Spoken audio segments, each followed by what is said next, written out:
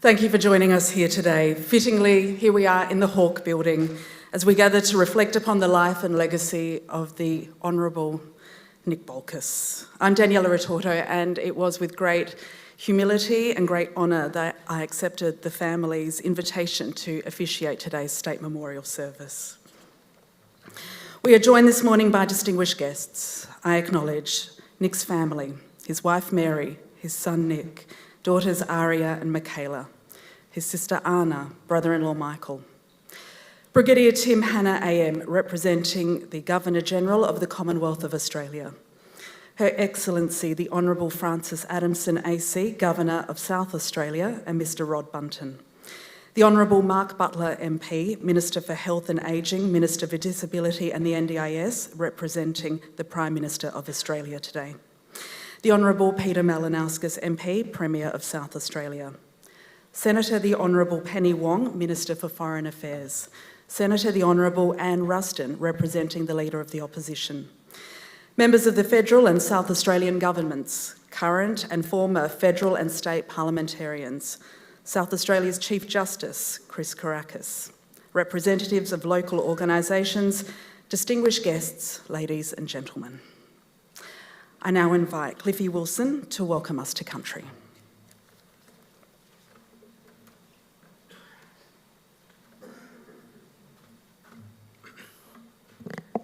Nyankana mena, na mani. Mani nina budni, na nari Cliffy Tunku, Munacha Wilson. Nagana, Naranjari, Naranga, Nadri, Arandamayu. Mariwichanga Gana Mirna, Nalu Tampandi, Nalugani Yatanga Tikandi. Nawanga di Mani the Budnigani Yatana, Naichu Yukandalia Yakandalia, Naichalia. Hello, ladies and gentlemen, my name is Cliffy Wilson. My totem is Tunku, which is the king brown snake, and my birth order name is Manacha, which is the fourth born and male of my family. My family are proud Kaurna people from here in the Adelaide Plains, and we're also proud Ngarrindjeri people from the lower lakes of the Coorong. My family ties extend out to the Narungga people on the Yorke Peninsula, the Nudgeri people heading out to the mid-north of South Australia, and lastly the Aranda people in the Northern Territory in Alice Springs. And may we recognise today we are gathered on the traditional lands of the Kaurna people and pay respects to their cultural and spiritual beliefs and recognise that their continuous connection to the land, the sky and the waterways that surround and connect us are still as strong, still as important, but also just as resourceful to the living Kaurna people today. I would like to pay respects to elders past, present and emerging, and give a special thank you to those who paved the way for me to be able to stand up here today to speak my traditional language and welcome you all here, not only to Kaurna country, but a place that many people from many parts of the world and many cultural backgrounds now refer to as home. So I'd like to also pay respects to other Aboriginal, Torres Strait Islander First Nations people across the country, those who may be in attendance with us today, but also recognise the many different religions, traditions and cultural backgrounds we have here with us as well. And just to the family, I send my deepest condolences. Thank you again for having me.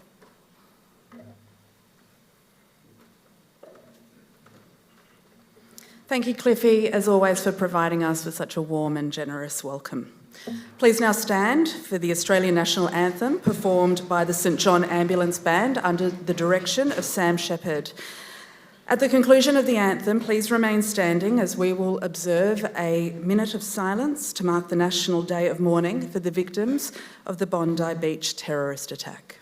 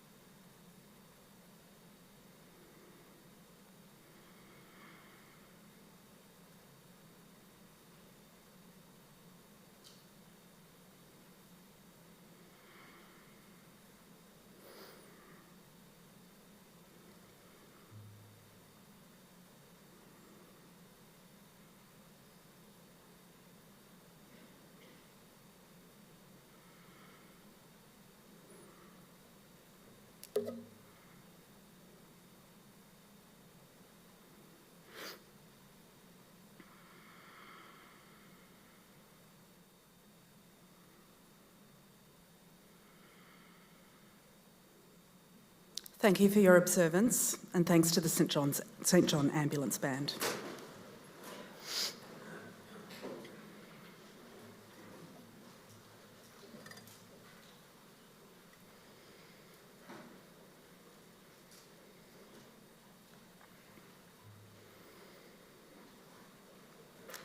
Nick Bolkus was a giant to many, including to me. He was at his political peak when I was a teenager in the 90s, and I remember being in awe that someone from our local community had risen to the highest levels of national government, working to change the country. I never really got to report on Nick, as I was still a baby political journalist when he was moving from politics into business. Yet I remained fascinated by this man who had a whole faction named after him. Whenever I'd give him a call, he was always the complete professional, saying what he needed to, nothing more, nothing less.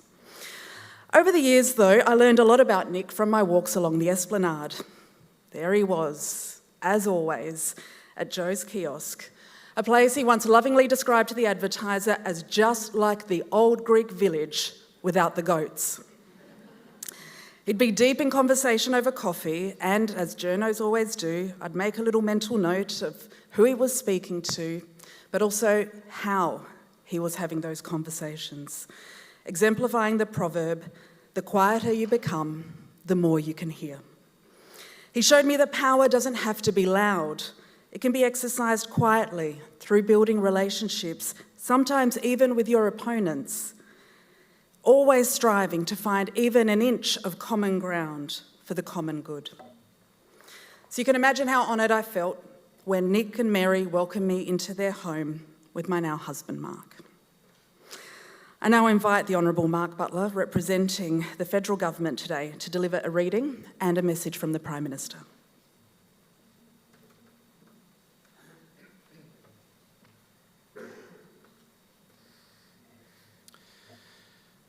When great trees fall, rocks on distant hills shudder. Lions hunker down in tall grasses, and even elephants lumber after safety.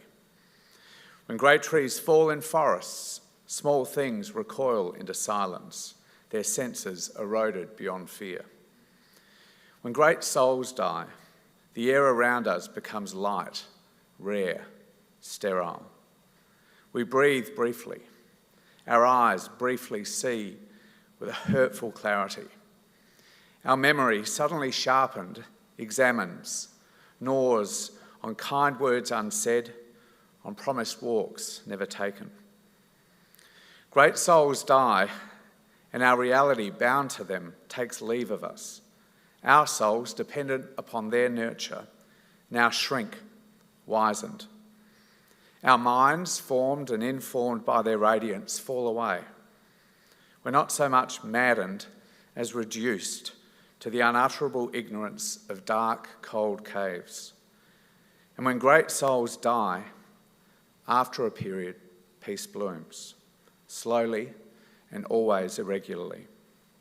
Spaces fill with a kind of soothing electric vibration.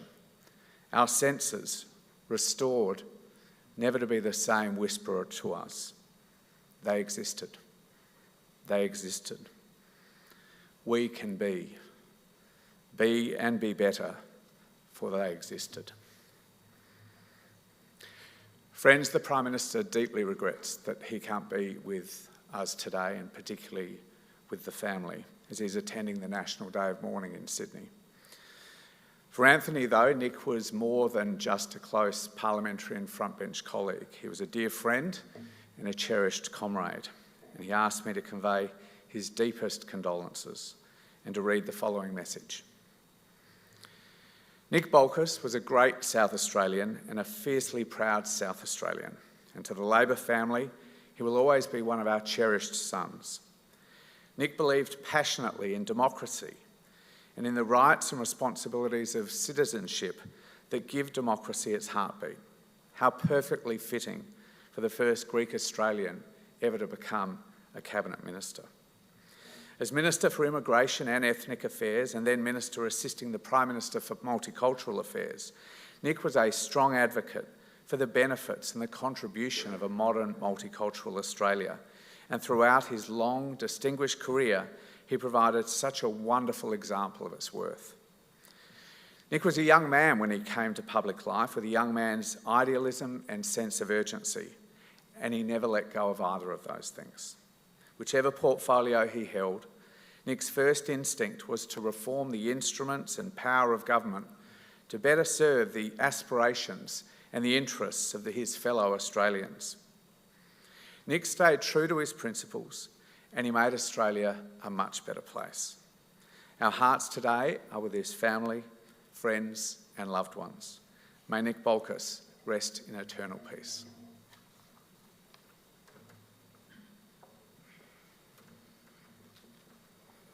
Thanks, Mark.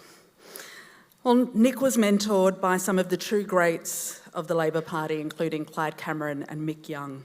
And in turn, he became a warm and generous mentor to so many of Labor's current leaders. Aria told me the other day, actually, that when she and her dad would see a young Peter Malinauskas around town, Nick would point him out and say, "Aria, he'll be Premier one day."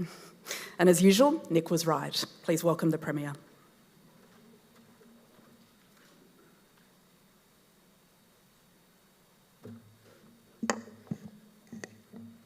Thank you, Daniela. Thanks, Cliffy, to his welcome to country, to the Governor, Minister Butler, Minister Wong, Chief Justice, Senator Ruston, a suite of other parliamentary colleagues, state and federal. Mary, Nicholas, Aria, Michaela, Nick would be so proud of all of you, and it is a privilege to be able to say a few words today, so thank you. Nick never would fail to produce a good yarn. And he was pretty good at not keeping them to himself. I can't help but recall one particular story that I suspect more than one person here was told by Nick as well. There was a constituent and he was doing it tough. And he had a range of challenges that needed urgent attention.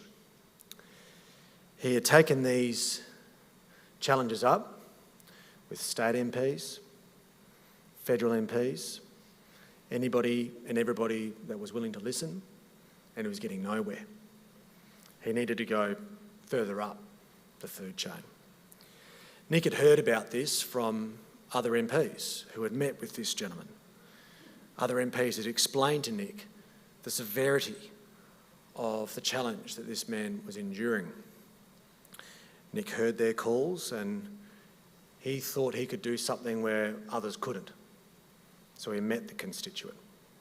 A senator meeting a constituent is worthwhile noting with and of itself.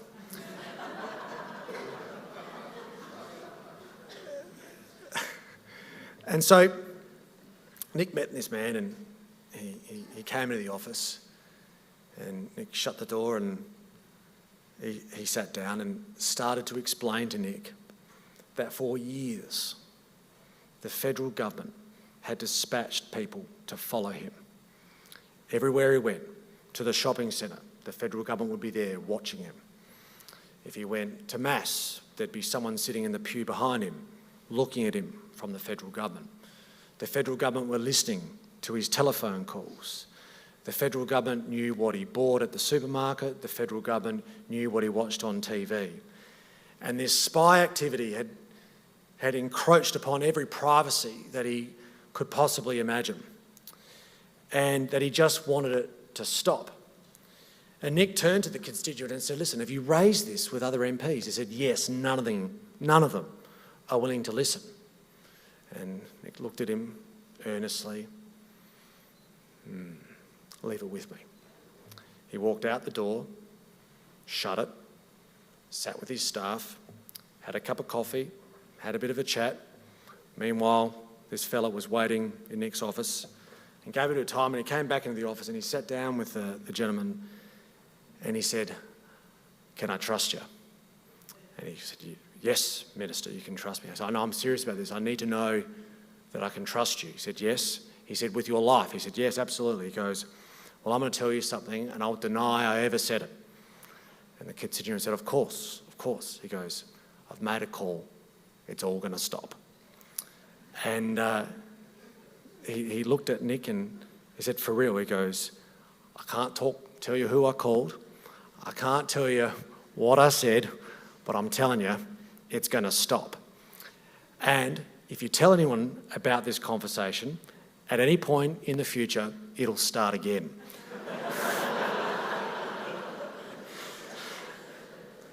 The gentleman heeded Nick's advice and thanked him. Months later, Nick bumped into this gentleman at a public event from afar, and they made eye contact, and this gentleman just looked at Nick and went,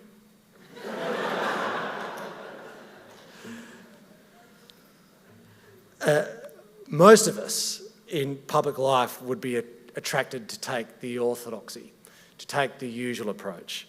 But Nick always knew there was more than one way to skin a cat. When you take a moment to reflect on the state of global politics and even recent events at home, it's hard not to think of Nick Bolkus. When we reflect on the character of Nick, I think we would all do well to reflect on the characteristics that made him a great man. You can just imagine Nick at one of his favourite cafes or restaurants, in his iconic softly spoken manner, analysing the state of global affairs or carefully unpacking growing political polarisation and what this might mean for our own country. Many today will sorely miss these rich conversations with Nick, myself included. And this isn't just because I had the great personal fortune of receiving Nick's wise counsel over the years. I think it's also because the loss of a figure like Nick Bolkus gives cause to reflect that many of the qualities that he brought to public life are exactly what the world desperately needs more of today. The considered insights, the thoughtful approach, conducting the debate with equal doses of rigour and respect, and on occasionally a healthy dose of humour. These are the qualities and characteristics that made Nick a great man, a great Australian, and forever a favourite son of the Australian Labor Party. Nick's journey to public life tells you a lot about how he forged these characteristics and values.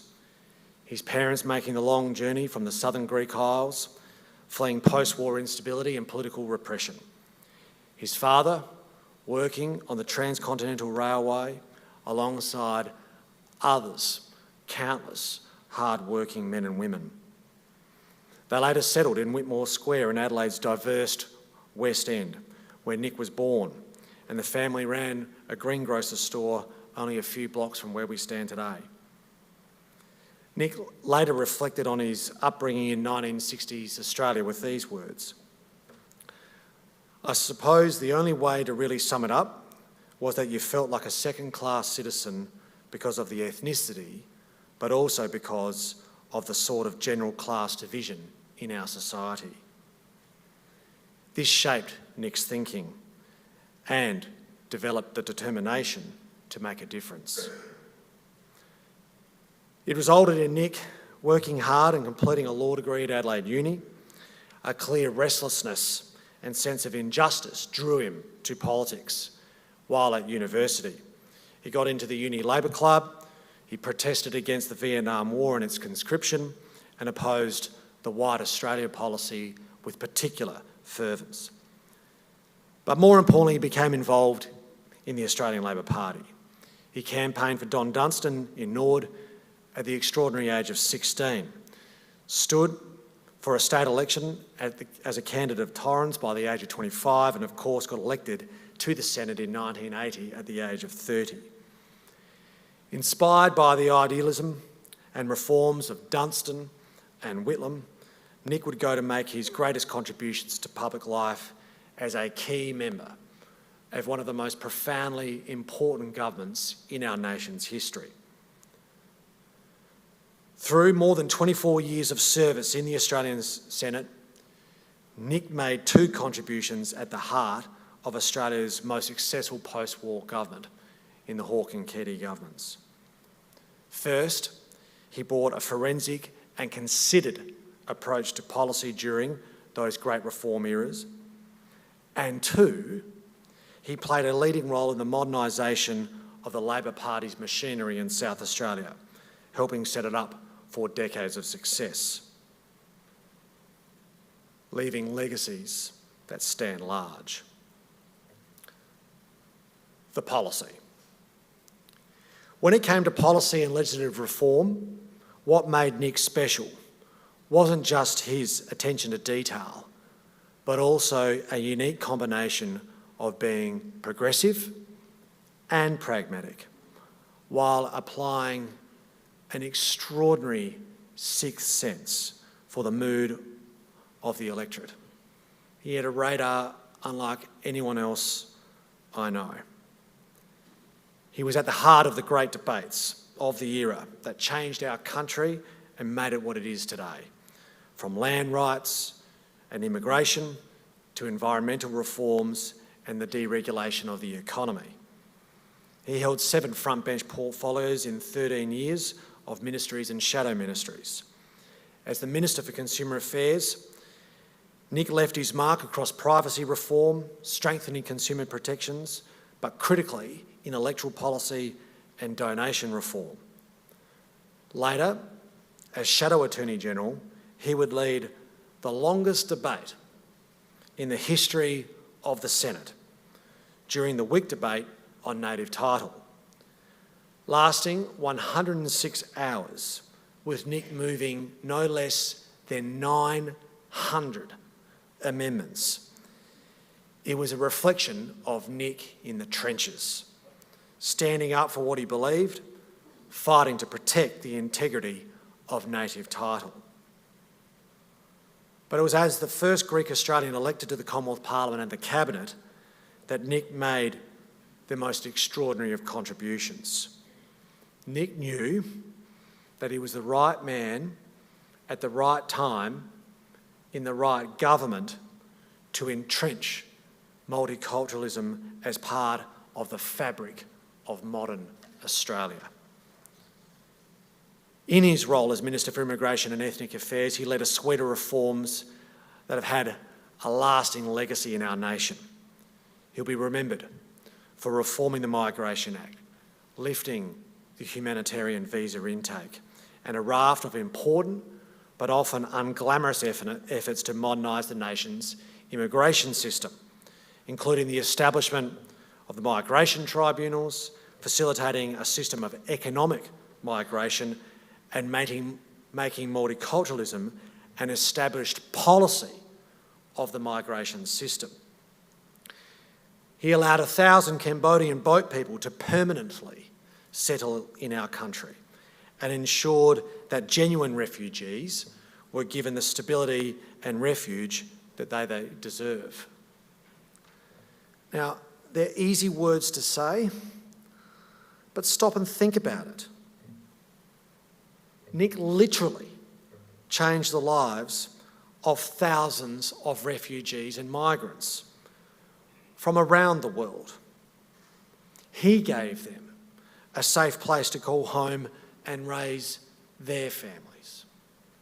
It didn't just change them, it shaped us, and for the better. But arguably Nick's most powerful action as the Immigration Minister was implementing Hawke's commitment to allow 42,000 Chinese nationals to stay in Australia after the 1989 Tiananmen Square massacre. It was an incredibly brave decision, politically and materially. It was a demonstration of this country at its absolute best. The political leadership and humanity of this decision resulted in an entire generation of Chinese people and their children calling a proud democracy their home. And as the responsible minister, it was Nick who helped make permanent residence a reality, proposing and championing the initiative to the Cabinet. As Nick would later say, it was a decision that helped reverse the history of discrimination against Asians in our migration program. There are literally thousands of examples of Chinese Australians who benefited from this bold political intervention, including second-generation Chinese Australian Tundi Wang. Now, an Australian history scholar at ANU, Mr. Wang reflected that if my parents stayed in China, I would not have been born. It's fair to say that if it wasn't for Nick and actions like this, Australia would be less diverse, less inclusive, and a less vibrant place than it is today. Nick knew that policy could make the difference, but he also understood it was the machinery that could make it happen. When it comes to the South Australian Labor Party, my government is the beneficiary of Nick's decades of work. Much has been rightfully said in recent weeks about Nick's role as an organiser, a strategist, a considerable fundraiser and a mentor. But I return to the idea of Nick's consideredness and submit to you, maybe controversially, that Nick's greatest contribution was the stability and consensus he helped forge, amongst others in this room, in the South Australian branch of our party. The reductive argument would be to characterise this work as the pursuit of power simply for power's sake. But it completely overlooks the earlier point that Nick's idealism and passion for politics was all about changing the country for the better. As many in this room know, this requires not just winning an election, but winning them successively. I stand here as a leader of a party that has only had 4 leaders since 1992, 4 leaders in 34 years. And I hope it continues a little while yet. The consensus, stability and discipline that Nick helped build made this possible. With a party that has been in government for 20 of the last 34 years, Nick's legacy in our state is not just to make them one of the most stable and successful political parties in the world, but rather the reforms over more than 4 decades that have made our state more equal, more inclusive, more prosperous to raise a family, especially for those that would otherwise be less fortunate. As a senator, minister, party organiser, Nick always maintained a quick wit, an anti-authoritarian streak. His former staffer recalled to me this week he couldn't help but stand up against tradition and authority. Most mornings in Canberra, he'd make said staffer walk through the Senate room that only senators were supposed to be in. Then he would proceed to take all of the communal Senate newspapers and then take them back to his office where he already had the exact same newspapers. In a way that was classic Nick, a dose of humour in a way that would ensure that everyone's feet would remain firmly on the ground. But what I personally revered most was how Nick always seemed to prove that the loudest person in the room isn't the one that always wins the day. Megaphones make you loud, but they don't make you right. That low, steady voice, sometimes that would disappear into a murmur. But whenever Nick Bolkus spoke, wise people would lean in and listen. Nick understood the greatest truth about political service, that those of us with access to the mechanism of government have a duty to use them while we can, and that to waste even a single day is to do a grave disservice to the people we are privileged to represent. In his own valedictory speech, Nick said of his service, "I hope I have made good use of my time." I think we all know the answer. Farewell, Nick, and thank you. Thank you for your energy. Thank you for your enthusiasm. Thank you for your generosity, your passion for justice and equality, which shaped and continues to shape the country we all love today. Vale Nick Bolkus, may you rest in peace.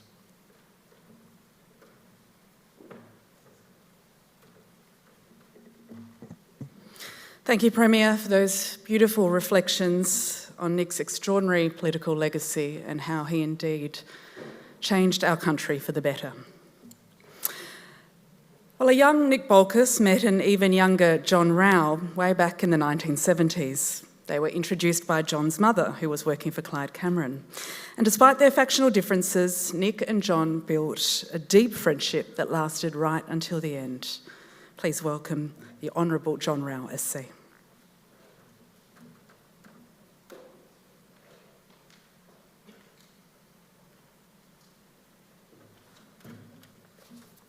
Thank you.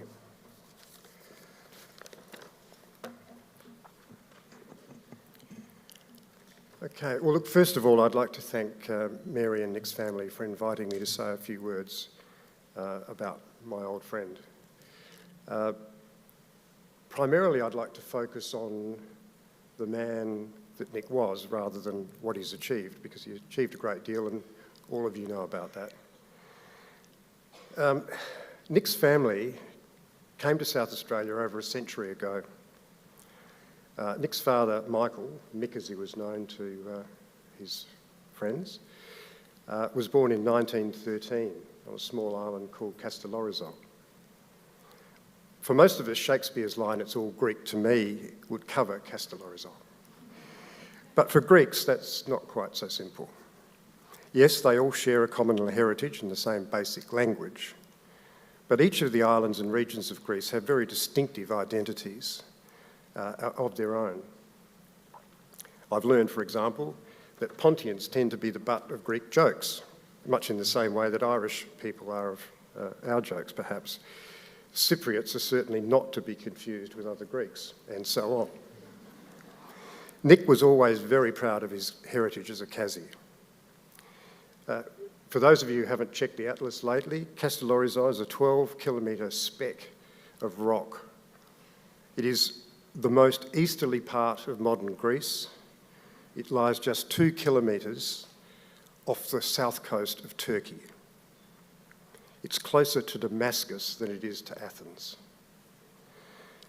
The island suffered terribly during and after the Great War. The war led to a lingering, brutal conflict between Greeks and Turks in Asia Minor. Michael's sisters were actually casualties of this period. By the late 1920s, the island's population dropped to just 3,000, while about 8,000 inhabitants lived abroad, predominantly in Australia, Egypt, Greece and the United States. Kazis, as they are known here in Australia, almost all came here at that time. They came to a very different Australia to the one in which we live today. But their story is a marvellous example of how that Australia, sometimes now unfairly maligned, offered great opportunity to newcomers. In 1915, when Michael was just 2, his father, known as Jack in Australia, came to South Australia to seek his fortune. He went to Port Pirie, where a number of other Kazis had already settled. He lived in Florence Street, he got a job at the smelters, and he earned good money.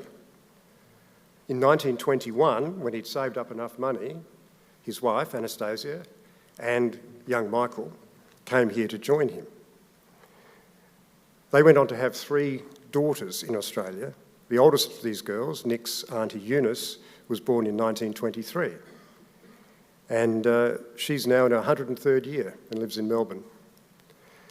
During the Depression, the family, who had by then sunk all their savings into an orchard, wound up broke. In the early 1930s, the family decided to cut their losses and move to Sydney. Stopping in Adelaide on the way, they were offered the lease on a small shop in Weymouth Street. They took it and they remained in Adelaide. Michael's parents established a greengrocer's shop in Weymouth Street. The family initially lived in the back of the shop and carried the business on there for years. After the Second World War, the west end of the city began to change. Houses were being cleared for factories, many having their own canteens. The city's population dwindled. The shop became uneconomic. Michael got a job at John Martin's, where he worked happily until his retirement. I remember Mick very well. He was like any typical Aussie of his time, and he had a very much larrikin sense of humour. Nick's mother's family was also from Castellorizon. Angela, as she was known here, was, however, born in Rio de Janeiro in 1921. Her family came to South Australia in 1933 when she was 12. Although she was still a child, she was considered too old to attend school, so she had no formal education here. Kassies have had an impact all over this country, far out of proportion to their tiny numbers. As Barry Humphries once humorously observed, the Polides family, also Kassies, appear to own most of the city of Adelaide. There are many others, including the former Lord Mayor of Adelaide and Colton MP, Steve Condis, and even the current Leader of the Opposition in Western Australia, Basil Zempilas. Fortunately for me, in preparing for this, Mick prepared or recorded an oral history with Dr. Karen George in 1995. In that, he said that when he was about 30 years old, he decided to settle down. Some matchmaking was quickly arranged because, as he put it, and I'm quoting him here, they thought they'd better grab me before I changed my mind. According to him, the engagement period that followed was, again, I quote, a fortnight at most. Nick's parents married in Adelaide on the 15th of June 1944. Tragedy struck the family in August of 1945 when their first children, twins, died at birth. Nick was born into this home on the 17th of July 1950. His sister, Anastasia, followed, I think, 2 or 3 decades later. Nick was always very, very close to Anna and her family, sharing Christmas lunches with them every year. I'm going to get shot down if I get this wrong, but I'm going to proceed anyway. Nick's mother ran a very tight ship. Anna described her as a, and I'm quoting here again, helicopter parent, although that term didn't exist at the time. One example may suffice. The family did not have a television because Nick's mother thought that it might distract Nick and Anna from their studies. She did, however, rent a TV for them, but only during school holidays. It must be said, I have reflected since hearing this on how wise she was, and when I observe the distractions my children appear to have carried in their pockets, I marvel at that. Anyway, Nick attended Sturt Street Primary School and then Adelaide Boys High School. He went on to study law at Adelaide University, or University of Adelaide, should I say. And he was involved in his fair share of pranks during this time, but I'm not going to go into those today. After leaving university, Nick had a brief interlude working as a solicitor at Lewis, Abbott & Co. It was soon apparent to Nick, and probably to his employer, that this was not the life for him. Nick told a story from this period about an agitated client attending the legal office and demanding to see him. For some reason that I now do not recall, Nick did not want to see this client. At first he decided to pretend not to be there. Then he decided to escape from the building altogether into an adjoining side lane via his office window. Unfortunately for Nick, a passing policeman mistook him for a burglar. He was restrained and then delivered into the reception area of the office where the client was still waiting.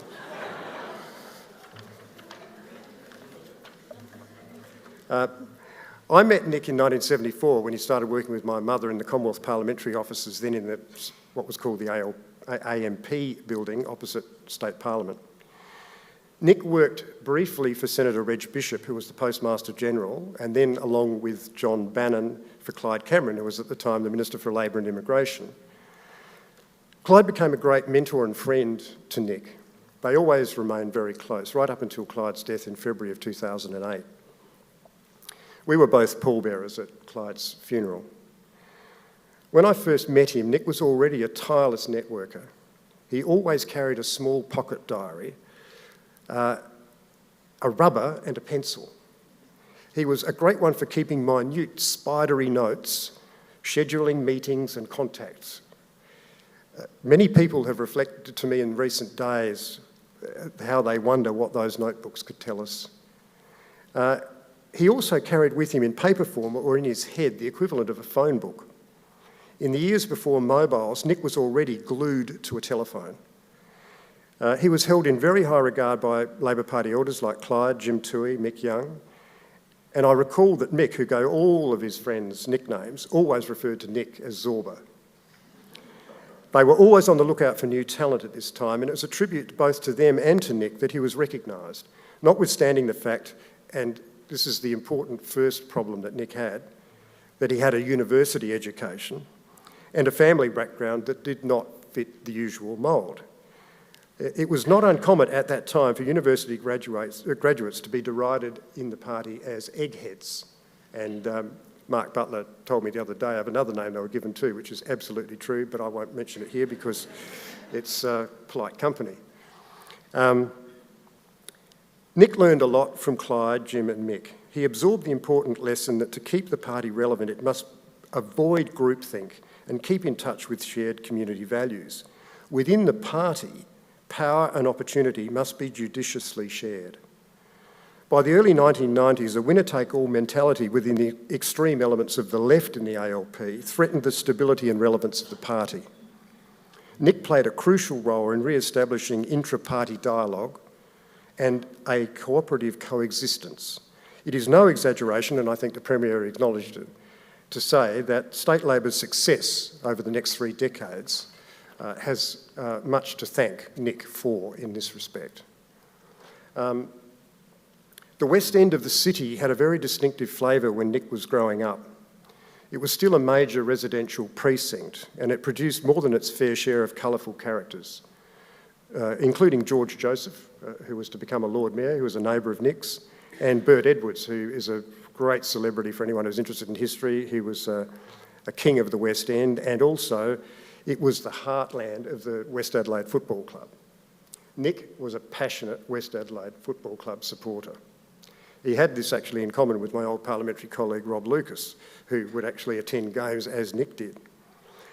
He didn't just watch the games on TV. As I said, he attended games and he became very, very active in the club. He served on the club's committee from 1978 to 1987.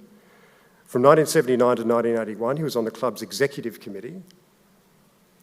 He was also active in fundraising for the club, and he was awarded life membership, which he was very proud of, in 1991. Whenever West Adelaide fans gather, they still reminisce about the 1983 season. Ruckman Mark, for those of you who don't remember it as well as I do, Ruckman Mark Micken was badly injured in their 93-point win over Woodville at Football Park in round 20. He missed the remainder of the season. The finals were looming and things looked pretty bleak for the Bloods. They needed a ruckman and they needed one fast. The obvious choice, standing at 6'7", was an old school friend of mine, Dirk de Jong. The problem was that Dirk and coach Neil Curley had had a bit of a falling out in one game into the season, and Dirk had retired from football. I remember Nick contacted me to see if I could persuade Dirk to return to the finals. My inquiries led me to believe that no such reconciliation was likely. Nick and others in the coaching team, however, went to work behind the scenes, trying to solve the problem. The rest, as they say, is history. Dirk did come back for the finals, and Westies won their first premiership since 1961. Nick's connection to the ALP was much like his connection to Westies. He was a true believer. He was a person who worked behind the scenes to make things happen. He was a man who planned his moves ahead. Even after electoral disasters like 1975 and 1977, nothing could dampen his optimism for the future or his commitment to the cause. Luckily for Nick, the ALP had more victories in store for him than Westies. In 1992, I was pre-selected as the Labor candidate for Hindmarsh. A redistribution triggered by the abolition of the seat of Hawker had reduced the notional margin from 5.3% to 1%. The state bank collapse in 1991 had severely damaged the Labor brand in South Australia. The voters, their hands already firmly clasping baseball bats, would not have a chance to pass judgment on state Labor until December 1993. It was always going to be a long shot. Despite the odds, Nick was tireless in his support for the Hindmarsh campaign. I still have a photograph taken at the exact moment that the 1993 election was called. I was with Nick at a function here in the city for the great Brazilian soccer player Pelé. We went straight from there to putting out posters. Nick helped with every aspect of the campaign. He even helped to arrange for Gough to attend a fundraiser at the Hellenic Club in Sturt Street. I'll never forget greeting Gough when he arrived. Towering over me as he emerged from the car, he clasped my hand and said, "Comrade, how old are you?" I replied, 32. He then shot back with the following: "Do you realise that by the time he was your age, Alexander had conquered the world and Jesus had saved it? What have you done?" It was hard to come back from that.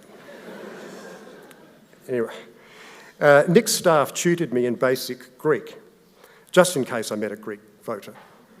Luckily for me, they were happy for me to practice my Greek phrases on them.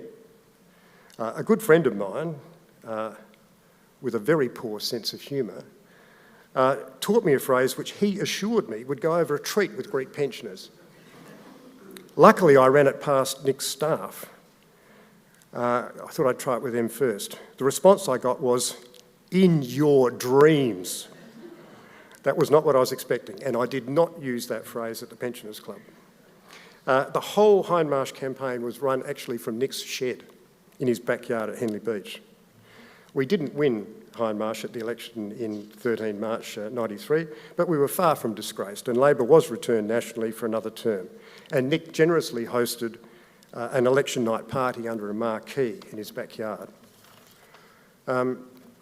Nick formed many close friendships during his time in Canberra. He was particularly close to Warren Snowden and Simon Crean, with whom he shared a house in Canberra. They were later joined by Brendan O'Connor, who after Nick left. After a long career as a bachelor, Nick finally met his match in Mary. They were married in 1994 and they were blessed with 2 children, Aria, born in 96, and Michaela, born in 2001. I'm sure Mary will speak more about those things. Nick was very proud of his children, Nicholas, Aria, Michaela, all of whom became lawyers. He was very supportive of Aria's decision to enter the world of politics, and he was positively ecstatic when Michaela announced that she would finally do law, not journalism. Nick and I shared each other's up and downs, both personal and professional, for the last 50 years. He was always a supportive friend, even at times when I was not great company. Our children have grown up together. Over the years, our families have shared countless meals, particularly at the Thai Orchid, over a glass of red. We discussed and often resolved, at least to our satisfaction, the most vexing issues of the day. Unfortunately, none of this wisdom was ever recorded. Nick always included my kids, even when they were at a table full of older people talking about boring things like politics. He did this quietly, sometimes just with a cheeky wink across the table. They always paid attention to Nick's advice, not mine necessarily. And of course, there was the daily gathering of Nick's friends at his unofficial office, Joe's Kiosk. Nick loved being part of the Henley Beach community. He loved life and he embraced it in all its facets with passion and energy. Whether it was politics, business, football, travelling, art, music, enjoying good wine or socialising with friends, he never did things by halves. He wrote his own script. He was a risk taker. He had broad horizons and he had the gift of being able to see things from many perspectives. He was not crippled by procrastination. He actively pursued and largely realised his dreams, combining a beguiling mix of intelligence, humour, charm, shrewd judgment and willful determination. Nick often had strong views, but he could be tolerant of others who held a different opinion. He made friends easily and he was always great company. He had a wide range of friends from all walks of life and across the political spectrum, and he was a master of finding common ground and building alliances. Nick was understated and he could be a man of few words. The Premier's already alluded to this. He was, however, a great source of wise counsel. He was like a chess master. He could see several moves ahead. There were many occasions when my perspective on things changed after listening to him. I remember in the 1980s standing at the back of an ALP conference with Nick while a passionate debate was raging about the future of the captive dolphins from Marineland at West Beach. Speaker after speaker stood up to emphasise how intelligent dolphins were. After one such contribution, one of many, Nick turned to me and said quietly, "They're right, you know." There was a bit of a pause, and then he said, "I can't see a single one of them in this room."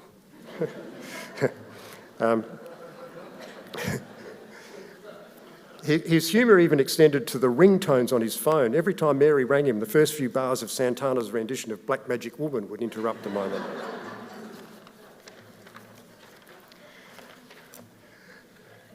Nick was always quietly spoken, especially in his later years. His daughters even bought him a small megaphone for Christmas one year. Knowing Mary and the girls as I do, I can understand why he may have needed a bit of help to be heard over the ambient noise. Nick was a generous man, and we will all probably never know all of the people and causes that he helped. All done quietly, without the expectation of any public recognition. He was a good judge of character, and he didn't suffer fools, and he was a great mentor to young people. Many of his former staff members have gone on to make contributions of their own in public life. My former state parliamentary colleagues, Pat Conlon and Ian Hunter, immediately spring to mind. Nick was resilient and bounced back from disappointments, and he was a master of reinvention.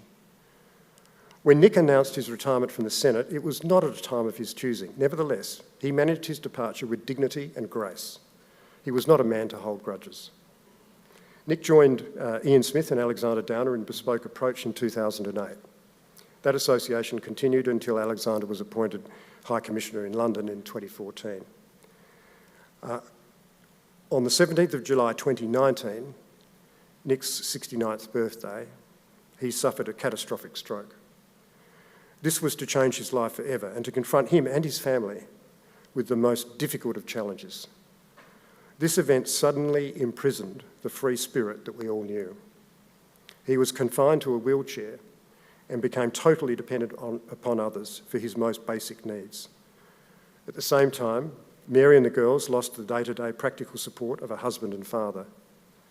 The ALP lost an energetic driving force behind progressive business. The Thai Orchid, George's on Weymouth and Joe's Kiosk lost their biggest and best customer. It is one of those typical Adelaide stories, but Nick was a patient of the UniSA rehabilitation clinic when my daughter Stella was there as a student. She told me that she was struck by his determination and commitment to achieving goals on every visit. He was never passive about his rehabilitation. Although he arrived in a wheelchair, he would say at the outset, "I am going to walk today." And he would then work hard to reach that goal by the end of each hourly session. He constantly inquired about the latest treatment options for stroke victims. Even in this treatment setting, his sense of mischief found outlets. On one occasion, he was banned from using a harness-assisted treadmill because of his tendency to use it more like a sideshow ride than a rehabilitation aid. I will miss Nick very much, but he lingers in all of our memories, and we are all very fortunate to have known him. Thank you.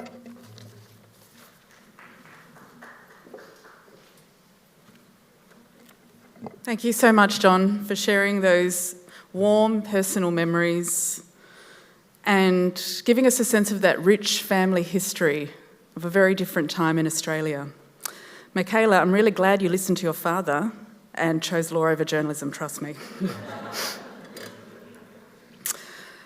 Well, Nick was so many things to so many people, but to Nick, Aria and Michaela, he was simply Dad. Aria and Michaela.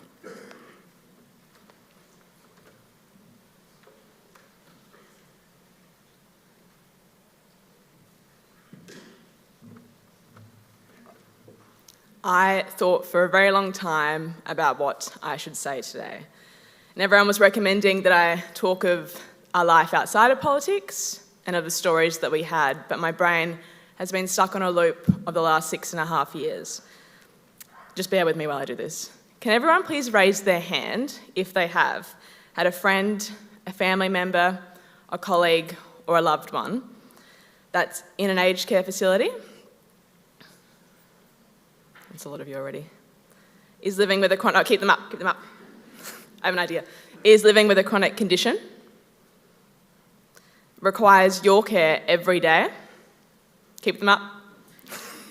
Sorry, guys. Or has had a health incident that meant they haven't been able to come home. I have Dad's story, but my story is your story, and it's the story of millions of Australians. Bear with me, guys. I will get through this. Dad had a stroke in July 2019. Like every other day, we were arguing about whether or not we wanted to go to Thai Orchid for dinner. And like many in the situation, like me, I got a phone call that I needed to go to the RA. That was the last day I saw Dad in the way that we would all want to remember him. I'll never forget the sound of ICU, that constant energy, the environment that our ICU nurses that appeared to have become so immune to. I remember thinking how remarkable it was that Dad could receive the same level of care as the person next to him.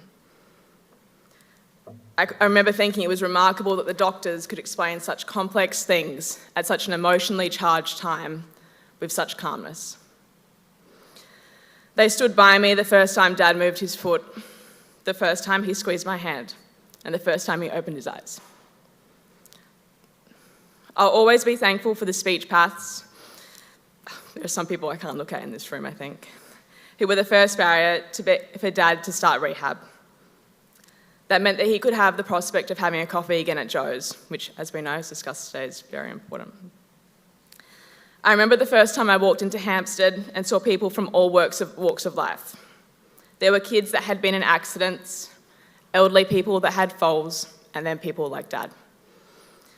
I remember thinking how remarkable it was that these people, despite all odds, woke up every day and fought to get back to their baseline. I remember thinking I could never imagine the mental burden on those workers, that they had to show up every day to give these people the energy to fight. I wondered how many people they had seen succeed and how many people they had seen end up dead end after dead end like Dad. Placing Dad into an aged care facility will forever be the hardest choice we ever had to make. And leaving him every day for those 5.5 years never got any easier. I finished every day wondering what he thought about, where his mind had drifted. I always wanted to know whether he was putting on a brave face, but deep down he knew that was the best he was going to get. And I wondered if he knew I was putting on a brave face also. Dad and I had hours of conversations of what was happening at home.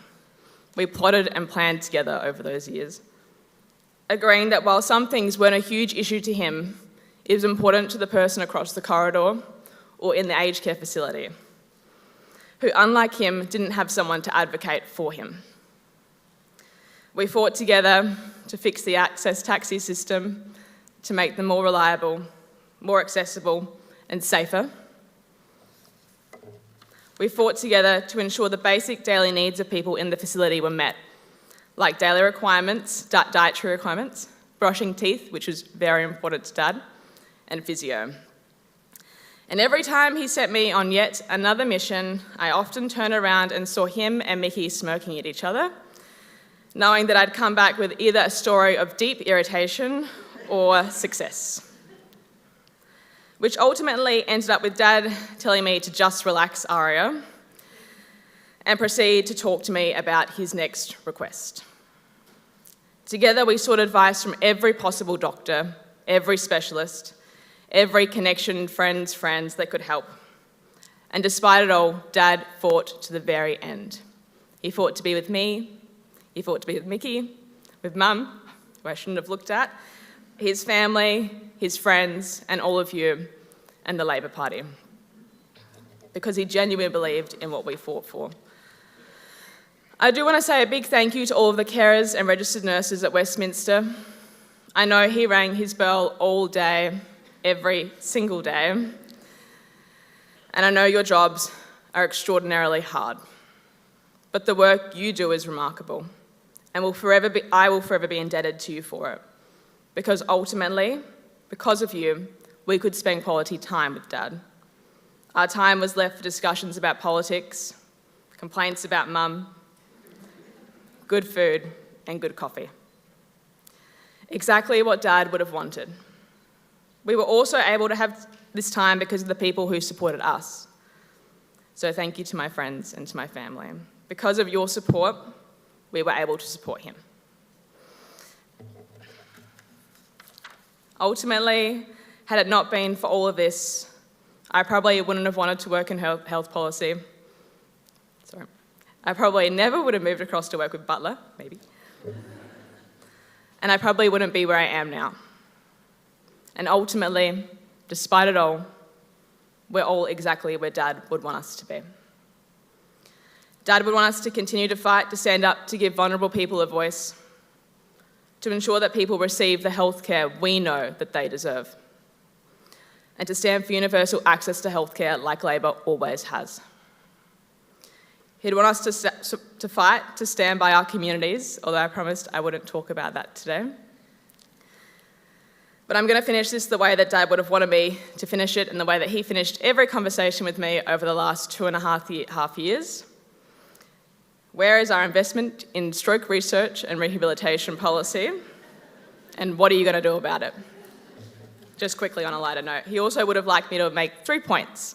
Number one, that Thai orchid is the best Thai in South Australia, if not Australia.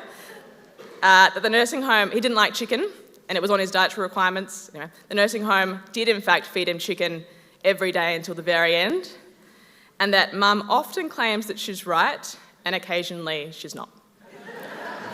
Thank you.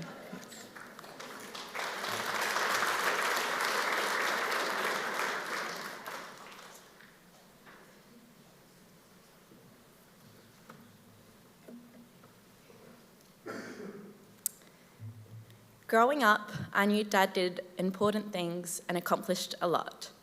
Although I did not always understand exactly what those things were, what I did understand was that Dad had a lot of friends. Not just work friends, real friends, all around the world, many in this room. We were always around them, around you. Our lives are full of people who loved them, and he loved them back. Even as a kid, that told me everything I needed to know about the kind of man he was. As I am sure many of you know, he was a soft talker, and he was also a joker. Most of the time when he spoke, quietly and cleverly, people would laugh. And when he wasn't joking, people stopped and listened. Not because he raised his voice, but because his words were worth hearing. And yes, as the Premier pointed out earlier, people would usually have to lean in to hear them, and they were often wise. Most importantly, above all else, he was kind. He loved to laugh, he loved to sing, and he loved to dance. Probably more than he should have. He loved to explore, appreciate the little things, and my goodness, he loved to take photos. Too many, we had to go through them the last few days. While he fell asleep at almost all of my dance concerts and consistently laughed at Ari on the netball court, particularly when his competitive side shone through her, he was always there. Thanks to Dad, we grew up in a very unusual way. He even had my high school friends, my boyfriend, and a lot of people in my life convinced that he was a spy. It was not until later in life that I realised that it was odd to stay at embassies around the world and to be greeted by restaurant owners wherever we went. Although I'm sure he envisioned our early adulthood going a little differently. 6.5 years ago, Dad had a stroke. He was also diagnosed with Parkinson's disease. And for 6.5 years, he fought every single day. Although his body deteriorated, and while his mind was still there, he was not necessarily the Nick Bolkus everyone knew. It was hard. However, even on his hardest days, he would take a moment to introduce me to carers. Some he had helped come to Australia when he was in politics, others who had recently fled their homes. He would tell us their stories. Sometimes he would even ask me to help connect them to people who could support them, all while needing help just to get out of bed and put on his shoes. That's the Nick Bolkus I know. That's the dad I'll never stop learning from. He was a stubborn man too. He pushed to keep going every single day. He stayed to see me finish high school. He stayed to see all 3 of his children be admitted to the Supreme Court of South Australia. He stayed to watch Aria be pre-selected as the Labor candidate for Colton. He stayed to watch Nicholas become an award-winning native title lawyer. He stayed to get to know Stefan and Christos, our boyfriends. He stayed to watch Mum, AM, achieve amazing things over and over again. He stayed to watch Evie, his niece, get married. He stayed for the little moments too, the Saturday coffee dates with John Rao, fish and chip dates with Auntie Anna, and watching Port Power lose over and over again while still holding hope. Hopefully they have a better season this year for him. And I heard Koshi's in this room. Don't want to put any pressure on you, but he stayed to see us love him more and more, even as it got harder for him to stay. And through it all, he reminded us, without needing to say a word, what it really means to fight and to be stubborn in the best possible way. I loved being able to spend time with him over these past 6.5 years. I loved the random side quests he would send us on, often involving food or coffee. I loved being told off for being with him during work hours because surely I had something more important or useful to do with my time. I loved all of his advice, my favourite being to never assume you are the smartest person in the room, although I always assumed he said that because he was in the same room as me.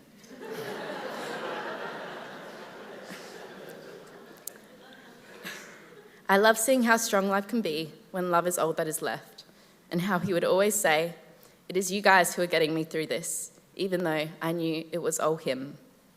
And while I'm grateful for that time, there is not a day that goes by that I do not wish adult me had a chance to meet pre-stroke dad. Strokes are cruel, and Parkinson's disease is relentless. Since Dad passed, I have received many messages, and I have seen so many posts and tributes and memories shared by people who loved him. It's hard when you're stuck in a circle of caring for someone to remember what was before, so thank you for sharing those memories. At first, reading them hurt. They were reminders of what we had lost.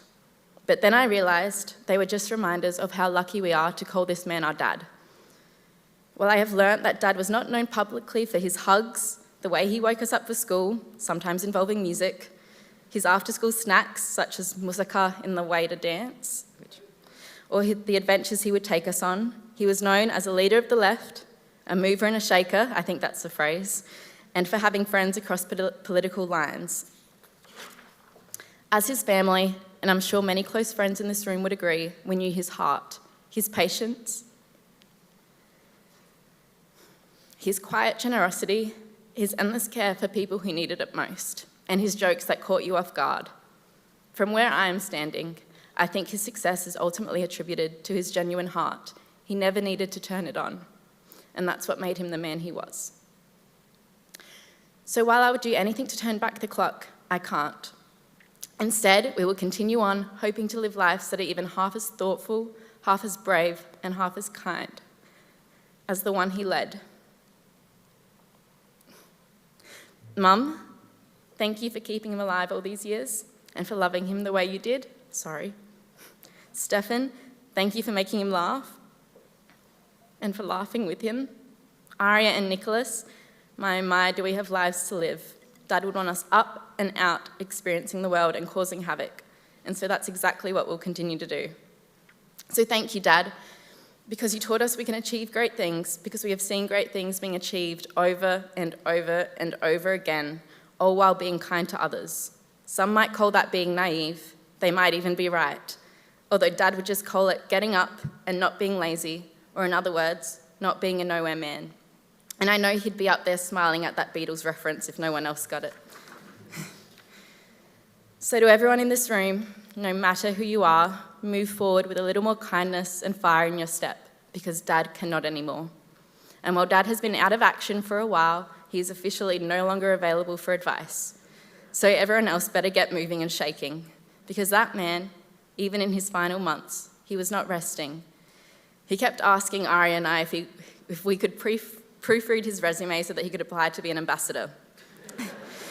He was still thinking, still planning, still trying to make a difference. And every time we replied, "Mate, you don't need a resume, you're Nick Bolkus," either he was being unbelievably humble or his mind was losing it slightly. For the sake of our mind, we'll believe the first option. So a man who could never rest is now at rest, but I cannot imagine him sitting still for long. Wherever he is, I'm sure he's around a table, talking about the world, drinking wine, solving a problem, sharing a laugh, or simply being a good friend. In my mind, he finally became the Australian ambassador to China or Greece. Those were his preferences, by the way, as I'm sure everyone who knows him is not surprised. And one day, we'll be sure to visit him there.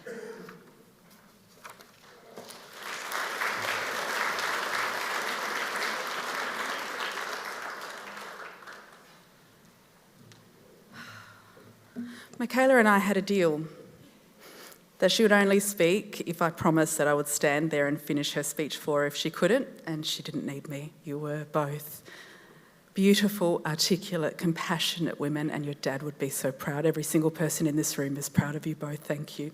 That takes incredible bravery. Let's now take a moment to remember Nick with this photo tribute and montage prepared by the family.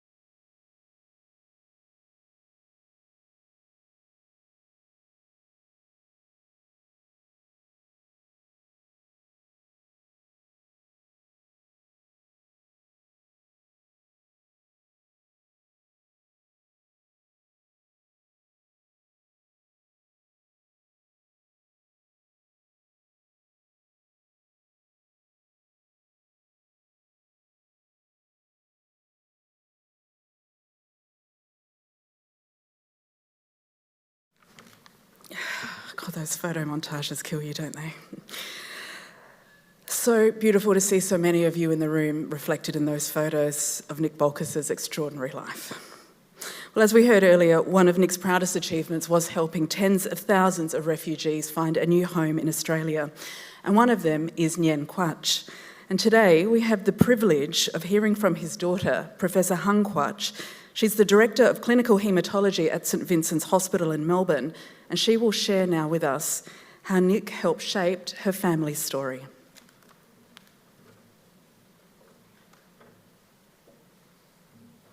Thank you, Daniela. It's profoundly emotional for me to be standing here today. To be saying goodbye to Nick in front of all of you is never something I ever imagined I'd ever have to do, but yet I feel deeply humbled and honoured to be talking about a truly great man. Nick was, in so many ways, a saviour to my family. He was a mentor to me throughout my career, and even after his stroke, when speech was limited, he still found a way to give me advice with the minimal speech he had and the short conversations he had, and to live by example. Nick showed me, and us all, as you've heard, what it means to never give up, to remain defiant against all odds, and above all, to stay in service to others for as long as life allows.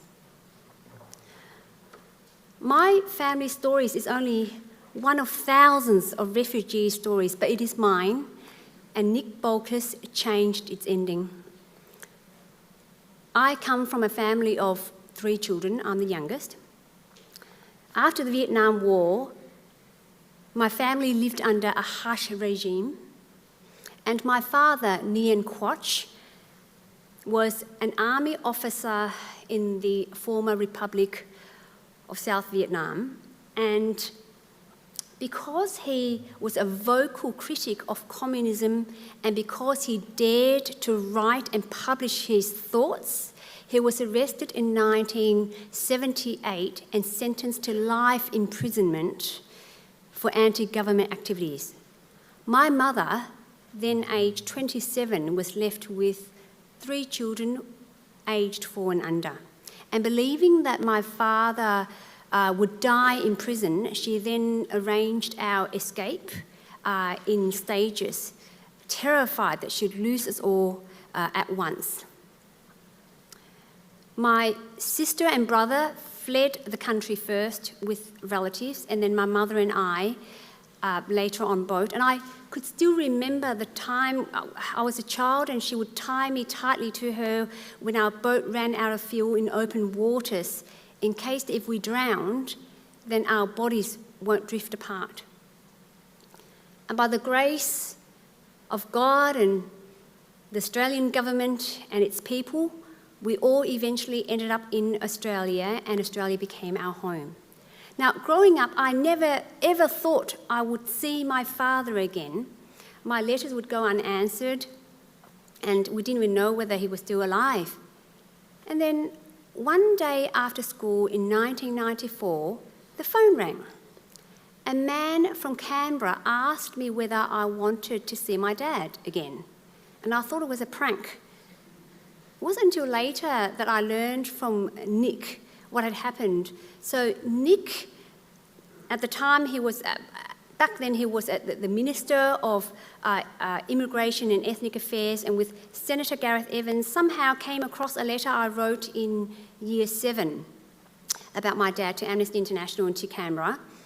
And then they represented to the Vietnamese authorities again and again, and eventually secured my father's release, and Nick expedited his migration to Australia. So I first met my father at the age of 17. And since that day till now, my father still repeatedly retells the story of meeting Nick, his wife Mary, and the Australian delegate in Vietnam. And every time he tells that story, it's with so much passion, so much the same sense of awe in his voice and gratitude, and each time it inspired me because in Nick I saw compassion, courage, and humanity at its finest. Nick embodied all that Australia is, not just about democracy, but a nation that cares for equality. And through his example, I saw that the strength of a person is revealed by the way they care for those with less. I am a proud Australian today because of Nick Bolkus. Because of him and Australians like him, I get to grow up with freedom of speech and with an education not as privileges but as rights. And through Nick, I learnt the value of public service, which I aspire to uphold in my own personal life. Nick,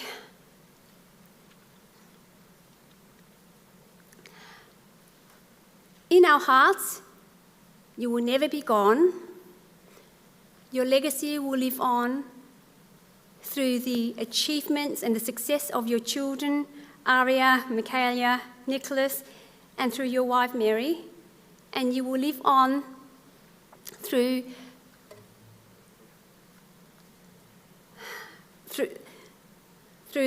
grateful families like mine. And you will continue to be my mentor, Nick, forever in my life, because my conversations with you, they don't just stop here, even if they will just continue in my head. And until we meet again, Nick, thank you for everything.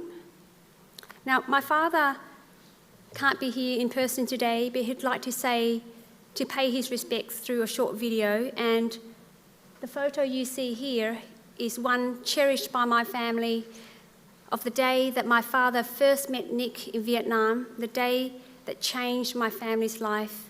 Thank you.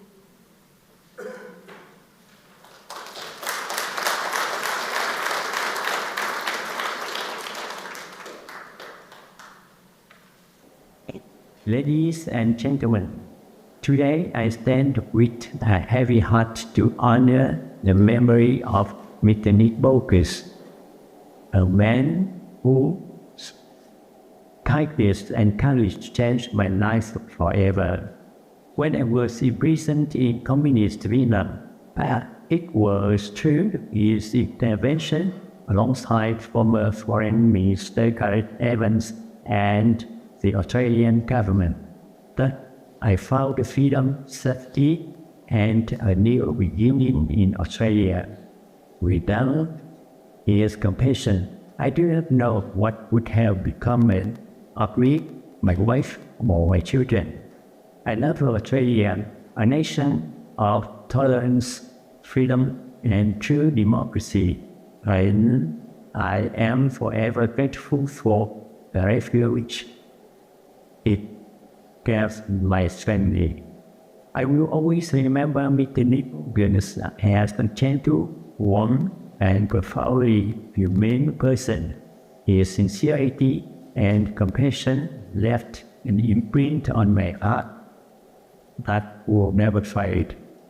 On behalf of my family, I offer our deepest condolences to Mary and the entire Bolkus family. May his spirit rest in peace. Thank you.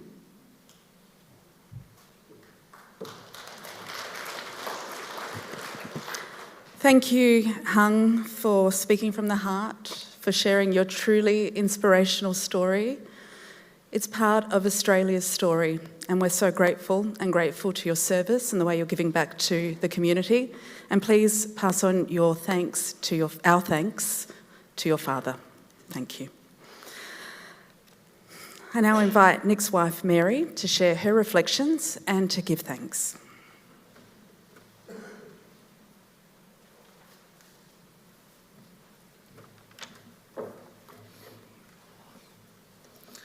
Hello all. Well, what a lineup. Michaela and Aria, I get to say the last words.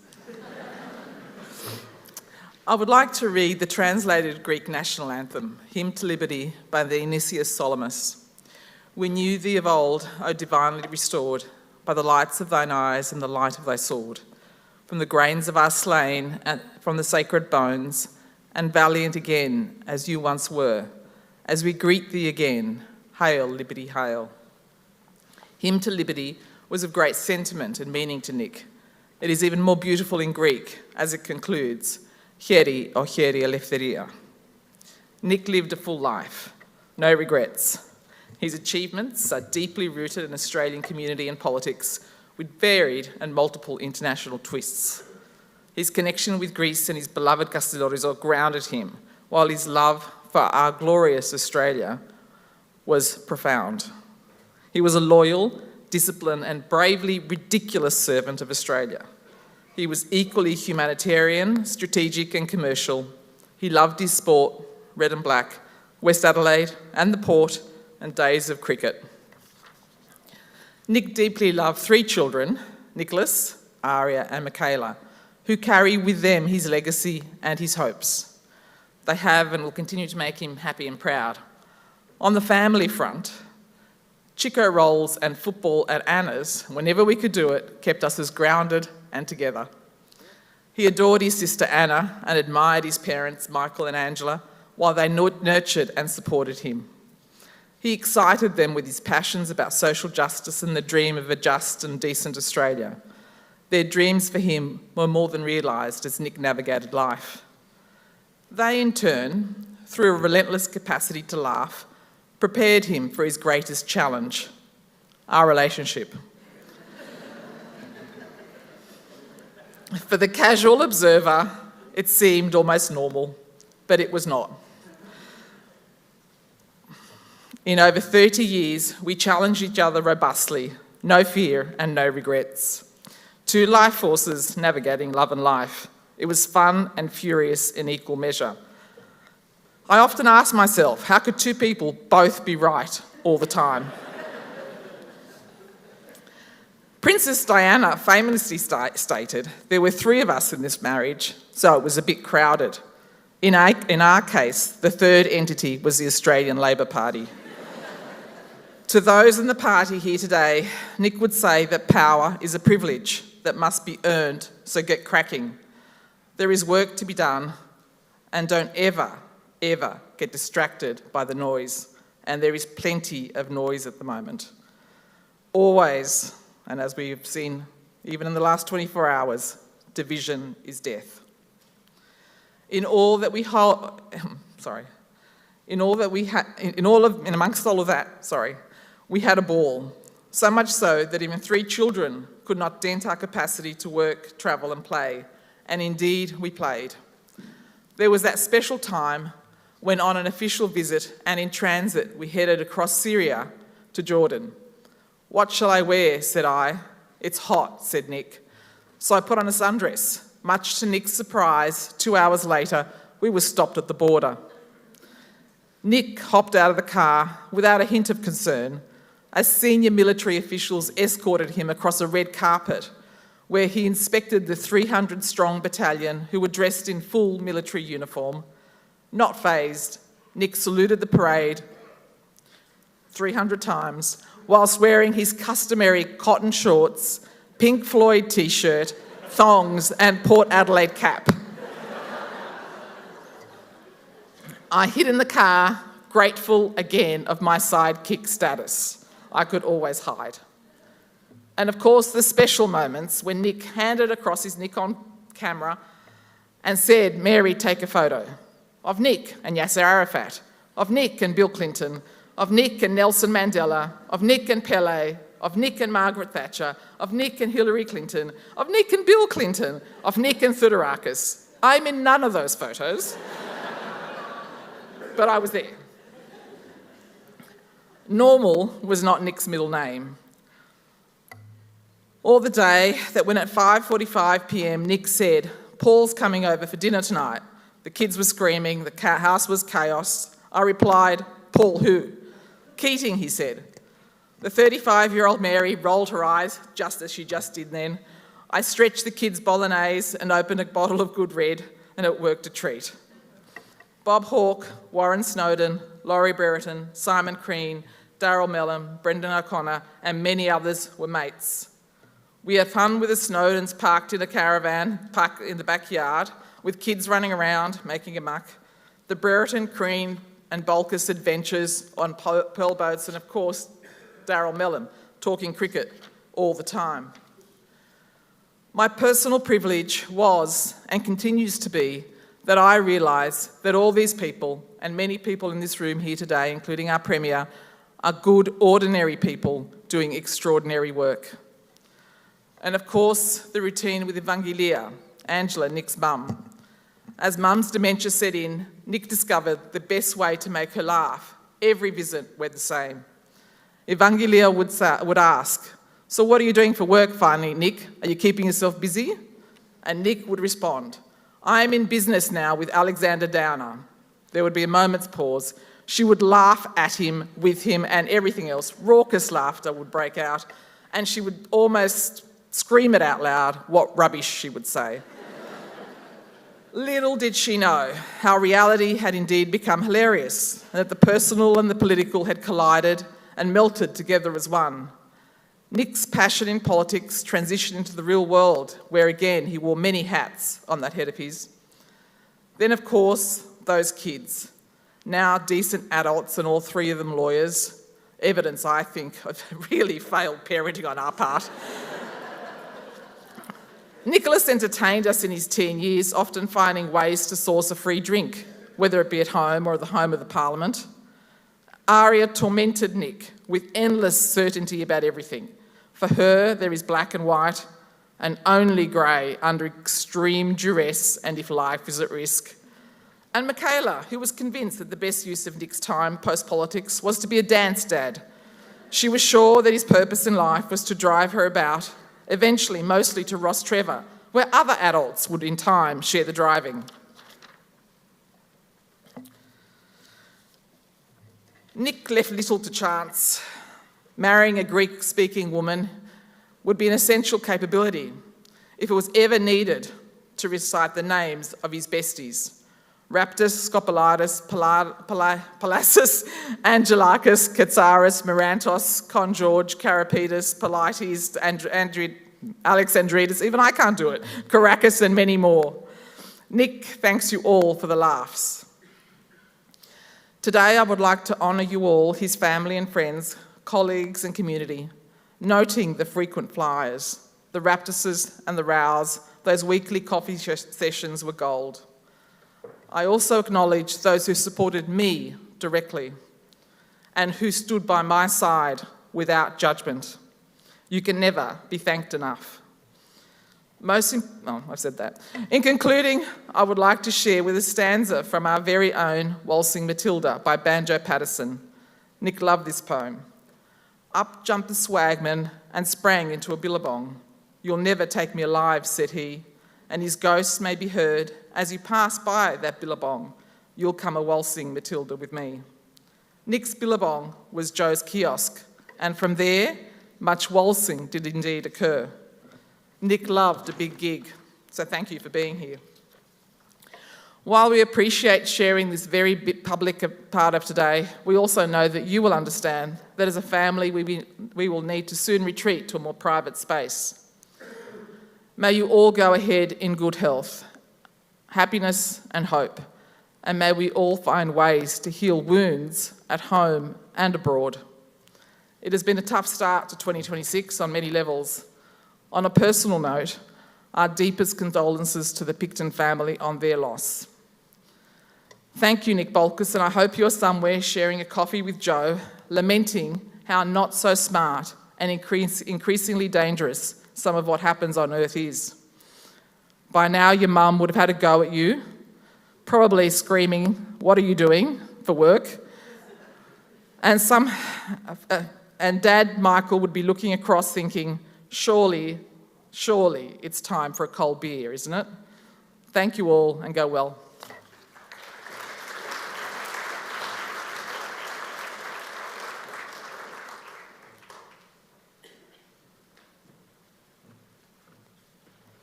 Thank you so much, Mary. You are indeed an extraordinary woman, and we do share all of our condolences with you at the end of the day. This is a private family grief that we're all sharing in today. Before we close today's service, we have one last photo montage set to one of Nick's favourite songs, Ena to Chelidoni. It's by the legendary Greek composer Mikis Theodorakis, whom you'll see throughout this video. The lyrics are written by the Nobel Prize-winning poet Odysseus Elidis, and it's sung by George Delaris.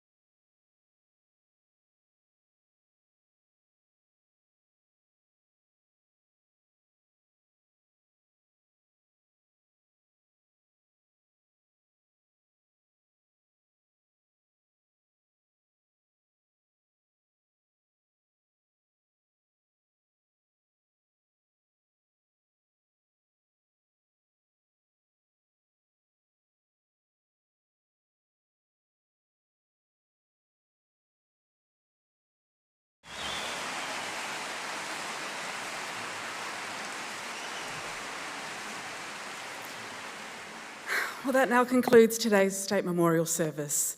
Thank you, all of you, each and every one of you, for being here today in remembrance of the one and only Nick Bolkus, for there will never be another like him. What a remarkable life we've had the privilege of reflecting upon today. We'll leave today with another of Nick's favourite songs, Brothers in Arms by Dire Straits. Protocol officers will provide us with directions for departing the auditorium. Vale, Nick. Thank you and safe travels home.